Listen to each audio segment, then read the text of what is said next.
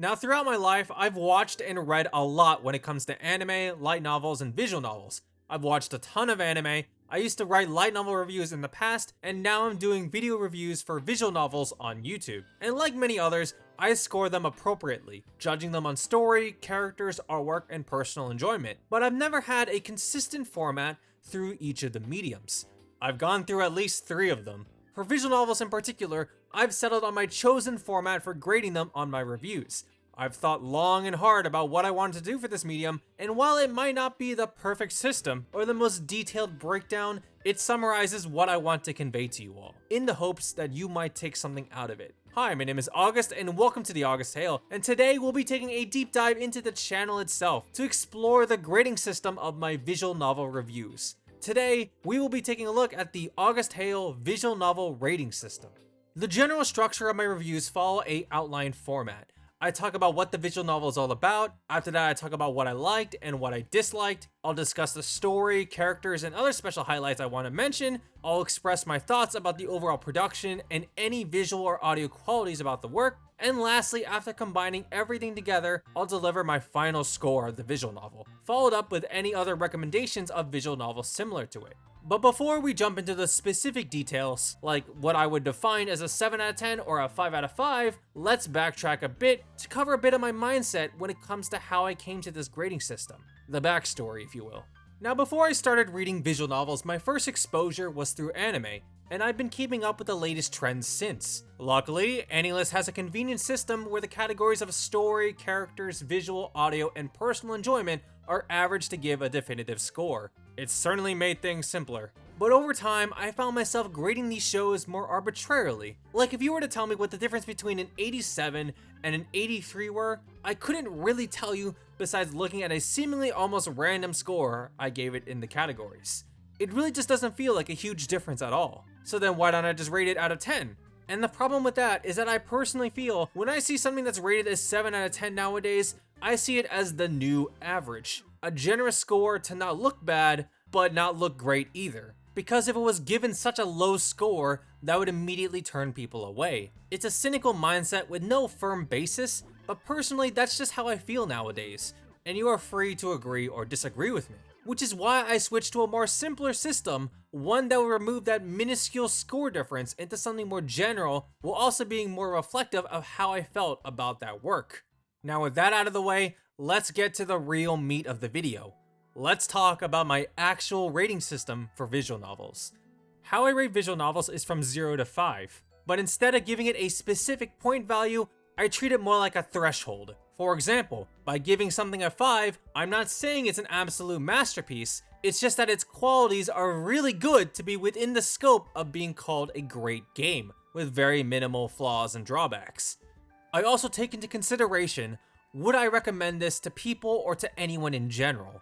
Is this a strong work that people would enjoy regardless of taste? Of course, my scores are a bit biased towards my own personal taste, but I try to approach with a mindset of recommending something that the person I'm recommending to would like or would look for, and I'll talk more about my specific tastes later. But first, let's start at the bottom of the barrel. Those works that were cursed on every front to fail spectacularly. The special 0 out of 5. Out of everything I've read so far, I haven't awarded a 0 out of 5.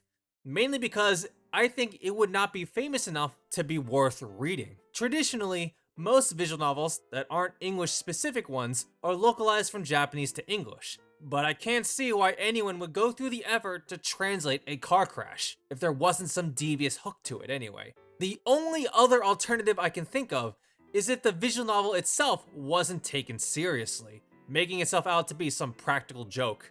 And typically, those works aren't very well liked to begin with.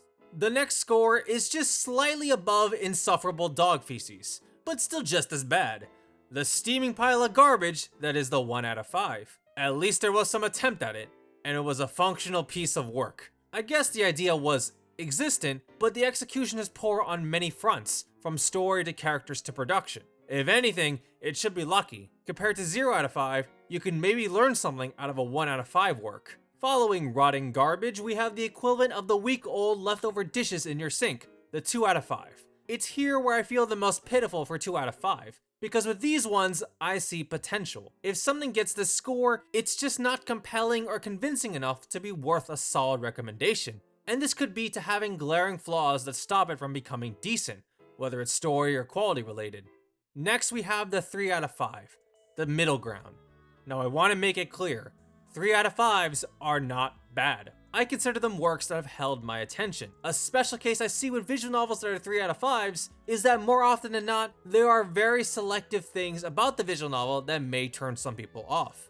Or that the visual novel is very biased towards a specific group of individuals. It's here where being selective with recommendations matters. A 3 out of 5 could easily score higher to someone given it fits their interests.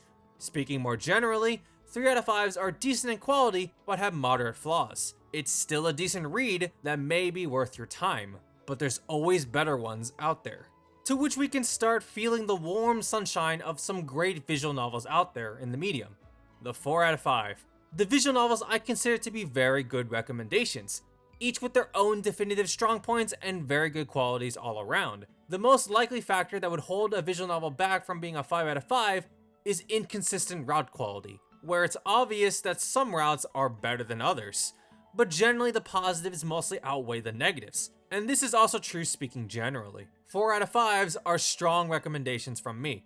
And lastly, we have the 5 out of 5, the cream of the crop, those visual novels that shine spectacularly and reside as some of the best in the medium. With an excellent combination of storytelling, characters, and production value, and personal enjoyment, these titles stand at the top for good reason, to which their flaws could be very minor nitpicks I have about the visual novel. While it may not be a masterpiece, it should be worth your attention. These are the conditions for the scores. But there's one final thing. One clause right after the score. The seal of recommendation. This is essentially the August Hale branding stating that this is something I very much liked and enjoyed personally. Something about this visual novel spoke to me and I very much enjoyed my time with it, due to my own personal taste. For example, I'll admit, I like romances with a tinge of drama in it, even more so if it has cute moe anime girls in it. But do I think everyone will like it the same as I did? Probably not. The seal of recommendation exists to let people who have very similar tastes as me know that this is worth checking out. Other reasons why I would give it that seal of recommendation is that something about this visual novel is noteworthy enough that I want to specifically highlight it. If I had to give some examples, Ubisoft titles. Because I really like Ubisoft titles. All of their heroines have that distinct brand of moe fluffy adorable cuteness that they've just nailed to a T, and I love almost every single one of them. But at the same time, I could also make the argument that most Ubisoft titles feel exactly the same, and for anyone who doesn't like a Ubisoft title, will probably not like the others as well. Without the seal of recommendation, is just a pure score on its merits. I may not like it for more personal reasons, like specific writing tics or the genre of the work. I have a personal dissatisfaction towards info dumping world mechanics and gore, but based on its technical worth, I will give it the score I feel it deserves. For visual novels that might not get the seal of recommendation, one I can think of is the Danganronpa series. I can respect the extraordinary world of Danganronpa and the enthralling mysteries within the narrative, but having superpowered high schoolers kill each other, especially when the series thrives off a shock factor, isn't my cup of tea. In the end, this is how I choose to grade things. I personally don't like skipping to the end just to look at the score or grade and base my decision off of that. There's reasons why it was given that score to begin with. The worst thing you can do is say something's bad just because it's bad. There's gotta be a more concrete reason why you would say it was bad in the first place. Was the writing poor? Are the characters not likable? Is there technical problems with it? Those answers won't reveal itself in a number or letter grade. Besides, what's bad in one person's eyes may be great in another. A 5 out of 5 might end up being a 3 out of 5 because of specific interests or particular parts of a visual novel, and vice versa. And lastly, this is just how I personally feel about the work in my review. You are free to gather your own opinions yourself. Of course, I would appreciate it if you check something out because of my review, but at the end of the day, you're the one clicking that purchase button. Now let me ask you, what are your thought processes about rating visual novels, or anime, or manga, or light novels in general? Are you somebody who goes in depth on particular details of a work, or are you someone that grades purely just on feeling? How do you score stuff you've enjoyed. I would love to hear them. And as always, subscribe if you liked the video and want to see more. Check back every week for new content. For more of my thoughts, you can find me on Twitter at TheAugustTale. Check out some of my other anime visual novel reviews on my channel if you are interested. That's it for today. I'll see you all next time.